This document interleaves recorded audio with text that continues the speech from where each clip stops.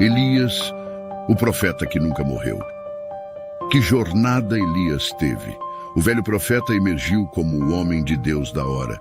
Depois de ser treinado em Querite, moldado e refinado em Sarepta, usado magnificamente no Monte Carmelo, poderosamente ungido para ficar diante do rei Acabe em várias ocasiões e, finalmente, recebendo a companhia de seu amigo Eliseu.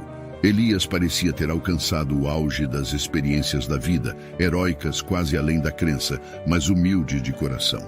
No entanto, ele estava prestes a superar todas elas. Ele estava prestes a evitar a morte. A foice do ceifador sombrio passaria completamente por ele. A partida imortal de Elias o coloca na categoria extremamente rara de partidas imortais.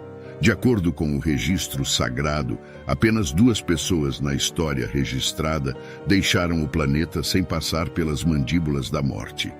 A primeira foi Enoque. Gênesis, capítulo 5, versículos 21 e 24.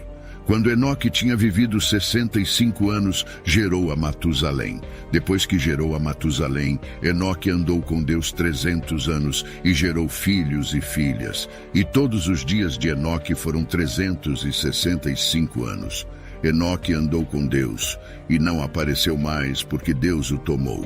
A segunda pessoa foi Elias.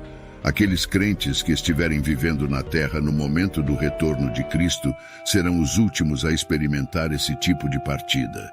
Não sabemos a data ou a hora exata, mas sabemos o seguinte: aqueles que estiverem vivos quando Cristo retornar para os seus serão poupados da morte. Em sua primeira carta aos Coríntios, Paulo escreve com confiança.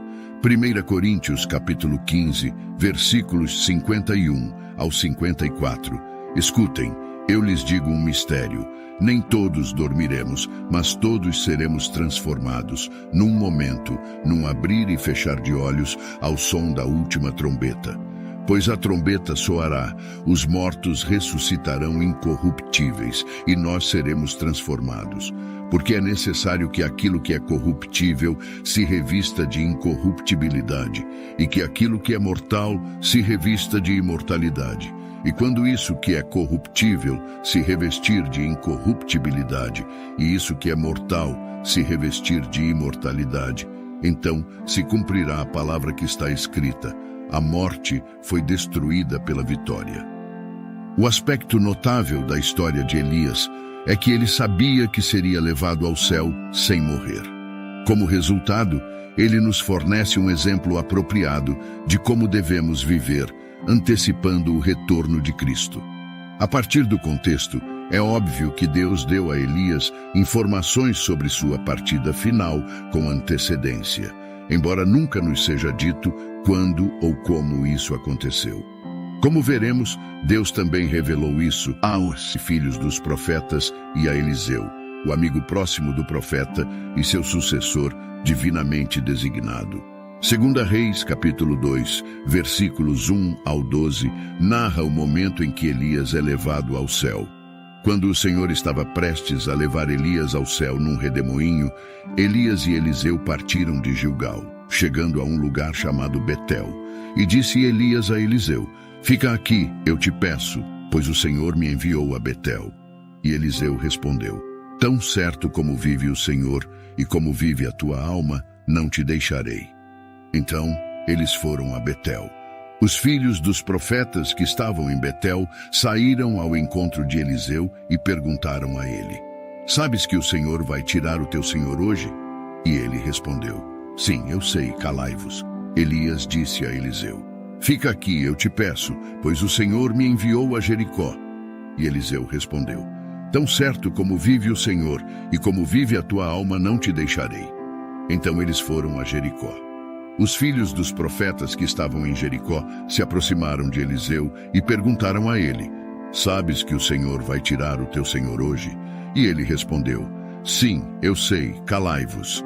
Elias disse a Eliseu: fica aqui, eu te peço, pois o Senhor me enviou ao Jordão. E Eliseu respondeu: tão certo como vive o Senhor e como vive a tua alma, não te deixarei. Então eles foram juntos ao Jordão. Os filhos dos profetas fizeram a mesma pergunta a Eliseu em Betel e Jericó. sabes que o Senhor vai tirar o teu senhor hoje? E ele deu a mesma resposta: sim, eu sei, calai-vos. Eliseu reconheceu que este era o dia em que Elias seria levado, e ele pediu aos filhos dos profetas que ficassem em silêncio. Ele compreendeu a importância desse momento de reflexão para Elias e a necessidade de paz e tranquilidade. Eliseu percebeu que Elias estava imerso em um período único de reflexão e precisava de paz e silêncio. Ele pediu aos jovens profetas que não fizessem perguntas, dando a Elias espaço para pensar e refletir sobre o que estava acontecendo. Gilgal foi o ponto de partida. De acordo com Josué 4, Gilgal foi o local do acampamento das crianças de Israel após cruzarem o Jordão e entrarem em Canaã. Se você se lembra da história bíblica, esse foi o ponto em que eles ainda estavam seguros, logo antes de começarem sua invasão no território inimigo. As pessoas subiram do Jordão no 10º dia do primeiro mês e acamparam em Gilgal, na extremidade leste de Jericó. Josué, capítulo 4, verso 19. Gilgal foi o ponto de partida para a jornada final de Elias. O próximo destino de Elias foi Betel, um lugar de oração. Betel significa casa de Deus, e é onde Abraão construiu um altar e frequentemente se encontrou com o Senhor. Dali, ele seguiu em direção às colinas, a leste de Betel, e armou sua tenda, com Betel a oeste e Ai a leste. Ali, ele construiu um altar ao Senhor e invocou o nome do Senhor. Gênesis 12, versículo 8. Finalmente, Elias foi para o Jordão, que era um lugar de morte, não apenas morte física, mas também a morte do ego. Lá, Elias lembrou os dias em que havia entregado a força de sua própria carne e morrido para seus próprios desejos e planos. Ao longo dos anos, esse homem determinado de Tisbe havia aprendido a confiar em seu Deus, em vez de em si mesmo. Ele havia aprendido a andar na força do Senhor, não na sua própria. Ele havia aprendido a se submeter, esperar e obedecer. Tal autonegação não é algo que venha naturalmente, é uma virtude aprendida, encorajada por poucos e exemplificada por ainda menos, especialmente entre aqueles que se tornaram conhecidos como personalidades do tipo A. Os profetas são notórios por terem esse temperamento, o que torna a conquista de Elias ainda mais notável. Ele era a argila mais maleável nas mãos de seu mestre, sem recuar diante do heroísmo. Como mencionado anteriormente, ele produziu seu melhor trabalho sob a sombra do Altíssimo. Sua foi uma vida poderosa, porque ele havia alcançado um ponto em que acolhia a morte de seus próprios desejos, se isso significasse a manifestação da maior glória de Deus. Há um Jordão que é o destino final para todos nós. Claro, a maioria de nós não tem ideia de quando chegaremos ao Jordão. Pode estar décadas à frente ou talvez não. Mas há também outro tipo de morte, a morte do ego, quando aprendemos a necessidade da autonegação. Essa morte faz parte de tomar a nossa cruz e seguir Jesus. Quem não toma a sua cruz e não me segue, não é digno de mim. Mateus 10, versículo 38. Quando finalmente aprendemos a fazer isso, que é um difícil rito de passagem, a paz reina suprema. Separar-se palavras de partida, Eliseu disse a Elias quando chegaram ao Jordão, seu destino terreno final: tão certo como vive o Senhor, não te deixarei. Elias estava tentando se afastar de Eliseu desde Gilgal, e eu não acredito que ele estava tentando se livrar de Eliseu tanto quanto estava colocando seu companheiro próximo e seu futuro sucessor à prova. Elias disse: você talvez não queira me acompanhar a Gilgal, Betel ou Jericó, e certamente não cruzar o Jordão, mas Eliseu foi inflexível.